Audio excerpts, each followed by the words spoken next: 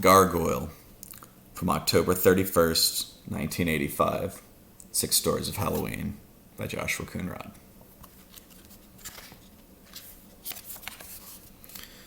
The new kid was hideous, but that was to be expected. Everyone was suited up for the annual Fawcett Elementary School costume contest. Each year on Halloween, kids were encouraged to wear their Halloween costumes to school. And at lunch, they did a big parade through the playground for all the others and for all the teachers and parents. Then that afternoon, they went into the gymnasium, and each kid walked in front of the whole school, and everyone cheered for them. There was even a big prize for whoever got the biggest applause. Kevin was starting to regret his costume, though. He'd fought hard for a Ghostbusters costume from TG&Y. It had a plastic mask that looked like Peter Venkman, his favorite character from the movie, with a white rubber band that held it to his head. It came with a plastic shirt that read Ghostbusters and had all the characters from the movie on the chest, and a pair of plastic pants that looked like the ones from the movie. His mom sighed when Kevin started begging for it, telling him she could make a costume that actually looked like what the Ghostbusters wore in the movie. But he wanted people to know exactly who he was, and this costume said it right on the shirt. But staring at all the other kids, Kevin realized his costume didn't seem that special. In fact, he'd already seen 2 other kids wearing it, and one was a smelly kid named Daniel that Kevin couldn't stand because he was always farting in class. Why would Daniel like the Ghostbusters? He wasn't cool enough to like them.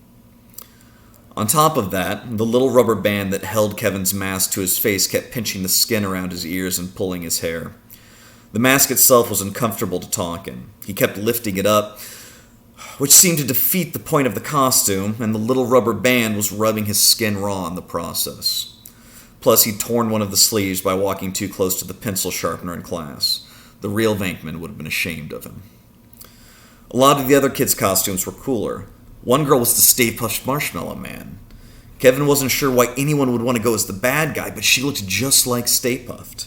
She had the big bulging arms, the funny little hat, and she even painted her face white. Sure, she was having a little trouble sitting at her desk with all of that padding, but it seemed worth it to actually look like the character you were going as. There were witches, werewolves, vampires, ball players, princesses, even a Slimer that all looked so much more like what they were supposed to be than Kevin did. People kept complimenting each other on their costumes, but no one said anything to him. He felt like a dolt. There was at least one kid that kept paying attention to him, though, and that was the new kid. Kevin wasn't sure which class the new kid was in, or if he was even a new kid at all, but his costume was so good that no one could tell who he was during the playground parade or the costume party in the gym. He was dressed in all gray, even painted on his hands, and you couldn't even see where the mask ended. His costume looked like pieces of carved stone, like it was sharp enough around the edges that you could cut your fingers on them. The face was horrifying, a long, narrow, distended jaw jutting out from the bottom, bulging eyes and curved horns sitting above it, and a pitch-black mouth between the two that the kid must have been able to see out of. It was the scariest costume Kevin had ever seen another little kid wear, and he was surprised none of the teachers had taken him aside and called his parents yet. It was when they were marching in the parade outside that the new kid first seemed to notice Kevin. Kevin was looking back and forth at the parents that lied in the playground, trying to find his own. The eye holes in his plastic mask were cut so small that he could barely see out of them, though, especially the people that were standing further off to the side. He lifted his mask, revealing his face, and that's when he noticed the new kid turn swiftly to look at him. Kevin thought it must be someone he knew just now recognizing him, but who? He knew what all of his friends were going as for Halloween. Kevin's eyes drifted around the playground, looking amongst all the grown-ups for his mom and dad. He saw a lot of parents in overcoats snapping pictures and pointing at other kids, but no sign of his own. He didn't figure his dad could get away from work, but he thought at least his mom could make it. Maybe she'd lost track of time watching Days of Our Lives. When he turned to look back at the line of kids getting ready to round the swing set at the far end of the playground, though, that's when he saw that the new kid was still staring at him, walking perfectly in sync with the others, his head twisting slowly to keep a perfect line of sight on Kevin. Kevin stepped to the side, slowed a little bit, and almost caused a pileup as Tommy Arthur bumped into him with his unwieldy Transformers costume. "Hey!" Tommy shouted. "Keep going!" "Sorry," Kevin mumbled, still watching the new kid look back at him as the line rounded around the large metal swing set. They were almost parallel with each other when Kevin finally decided to pull his mask down, suddenly aware that his costume should be situated as well as possible, just in case his mom was snapping a picture of him from somewhere he couldn't see. Out of the left eye hole, he noticed the new kid's gaping bird mouth turn away from him just as Kevin's mask snapped back into place. He couldn't understand how the new kid could see out of the mask. The mouth didn't look like mesh. It looked as dark as any room Kevin had ever been in. His spine wiggled back and forth as the new kid finished walking by him, one of those uncontrollable shivers that sometimes streaked down his back for no reason at all. Kevin never saw his mom before the kids marched back into the gymnasium. He usually would have been a little disappointed, but he felt too distracted to worry about it. As all of the kids sat on the hard gym floor, Kevin realized something. Which class was the new kid in? Just behind him in line had been Heather Adams as a fairy godmother, but she was in Kevin's class. And everyone from Kevin's class was there when the teacher took roll this morning. But right in front of the new kid had been Mrs. Storm's class, and Kevin knew all the boys in her class. Was it a girl? Did girls ever dress like that for Halloween?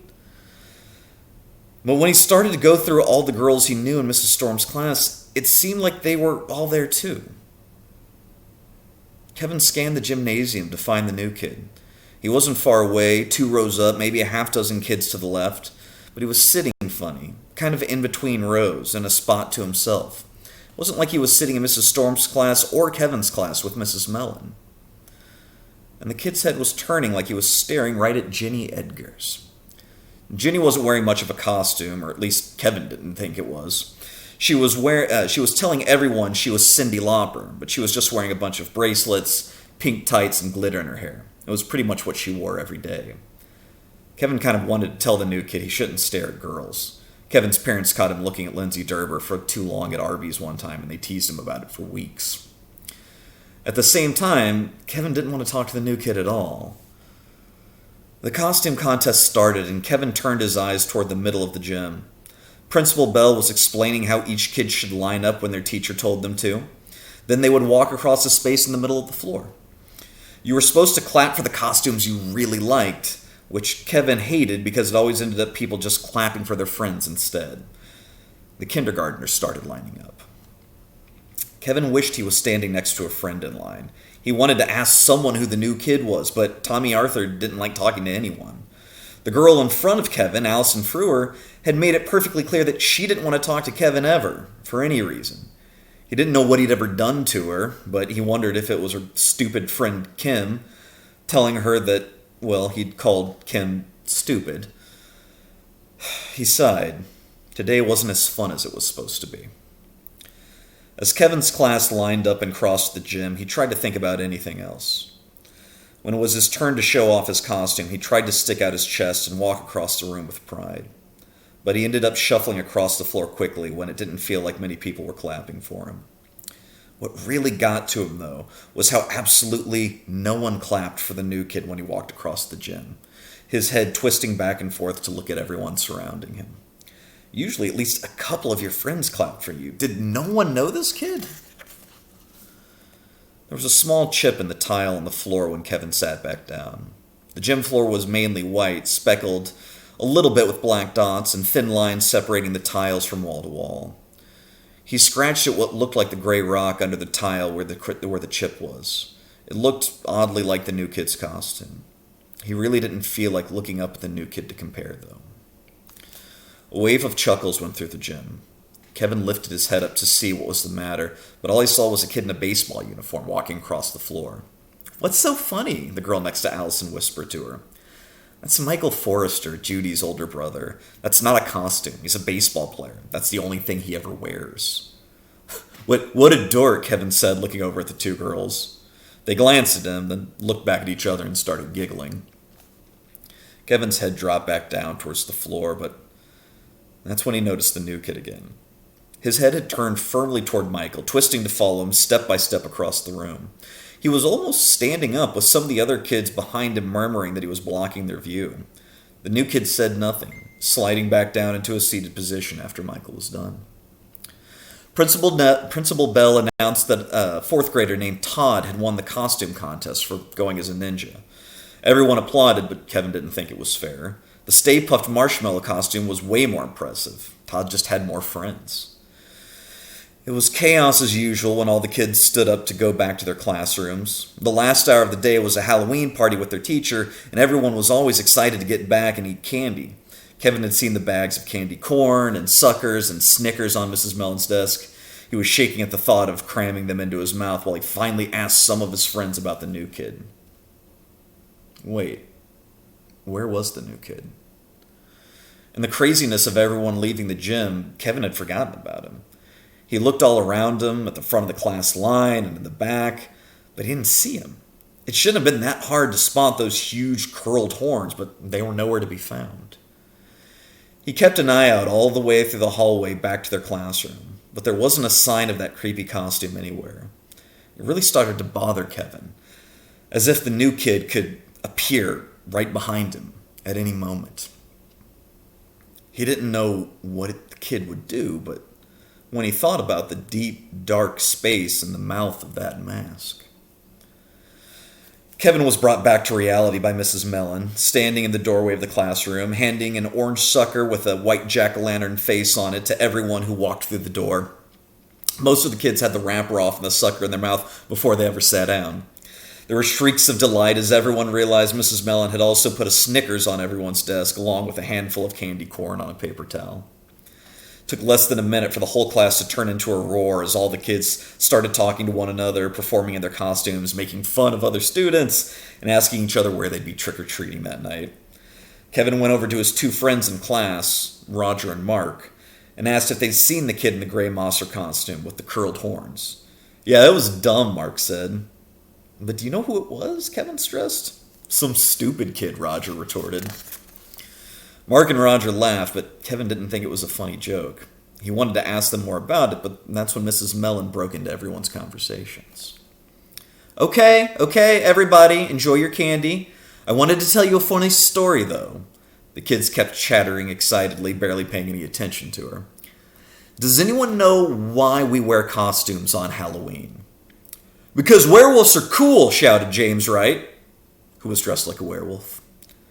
"That's not too far from the truth, James," Mrs. Mellon said, but she trailed off as there was a knock on the door. Before she could even reach it, it creaked open. Principal Bell stuck his head into the classroom, looking concerned. Edna, can I talk to you outside real quickly?" he asked. Mrs. Mellon stepped through the doorway. The kids suddenly became quiet, a murmur taking over the class before it erupted into a new conversation. Kevin looked back and forth at Roger and Mark, but they didn't look like they cared. When Mrs. Mellon stepped back into the classroom, she looked as distressed as Principal Bell. "Class," she said, "have any of you seen Michael Forrester? He was the older boy dressed as a baseball player?" "No, he's a fourth grader," James Wright shouted. "I know, James, but did anyone see him in the hallways when we were leaving the gymnasium and the bathroom, or maybe sneaking out to the playground?" The class was silent. Mrs. Mellon was trying to act like it wasn't a big deal, but all the kids could feel that something was going on. She turned toward Principal Bell at the doorway and put her hands up, mouth open, unsure what to say. Principal Bell shook his head and disappeared out of the classroom. Mrs. Mellon never finished telling her story from earlier. Some of the other teachers poked their heads into the door, and once or twice Mrs. Mellon stepped outside to talk to them. But she never said anything to the kids. She let them play and eat their candy, smiling and nodding at various students from time to time. Kevin thought about going up to her and asking about the kid in the gray monster costume. He didn't want to stir up any trouble, though. He sat and listened to Mark and Roger make jokes about how stupid everyone else's costumes were, but he didn't say much. It was almost 3 o'clock when Principal Bell came back to their classroom, nodding with relief and giving Mrs. Mellon the okay sign. She let out a big breath and held her chest. None of the other kids seemed to notice, but Kevin was glad everything was okay.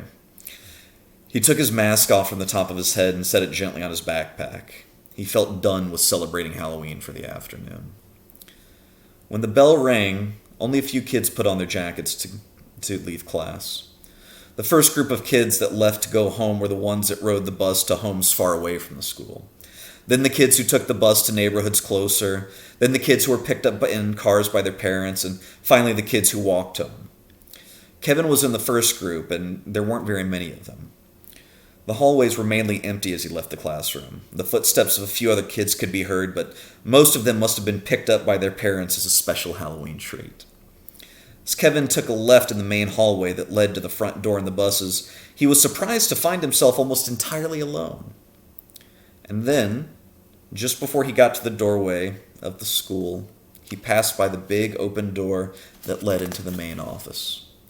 That's where Michael Forrester, in his baseball uniform, was sitting in the chair outside of the principal's room.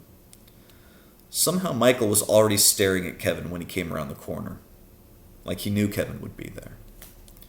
It wasn't very far through the little hallway to the main doors leading outside, but with every step Kevin took, Michael's head twisted, always keeping in perfect alignment with Kevin. Michael's eyes didn't flinch. He didn't say anything. He barely even seemed to be breathing, but he was definitely watching Kevin the whole time. Kevin gripped his mask. He suddenly wanted to put it on, but that seemed silly. If you put on your costume just because an older boy looked at you, what kind of wimp were you? How much would people make fun of you? But when Kevin was almost directly in front of Michael, out of the corner of his eye, he swore he didn't see Michael. He saw those curling horns, those protruding eyes, that deep, hideous mouth. He could feel them. Palms sweaty, he pulled his mask over his head. It was askew, drooping to the left, so he could barely see out of the right eye hole, but it was on. He turned and stared back at Michael. It was definitely just Michael now, staring at him, directly. Kevin was shaking as he looked back at Michael, looking him in the eye the best he could, but he didn't know why. And finally Michael's head moved. He drifted to the side, looking at the kids walking up behind Kevin, the movement of his head slow and assured as ever. Kevin couldn't feel his feet when he started moving again. He was surprised he didn't trip and fall over, his legs so shaky and numb. But he moved forward, almost propelled by the momentum of the other students. He found his way to the steps of his bus. His driver, a big, jovial woman named Doris, shouted at him, "Hey, wait, who's under there?" Kevin lifted the plastic mask just enough for her to make out it was him and let him by. He crawled up in the seat directly behind her, and he pulled the mask back down over his face. He didn't take it off until he was home, watching television. Thank you very much. The book is October 31st, 1985, 6 Stories of Halloween by Joshua Coonrod.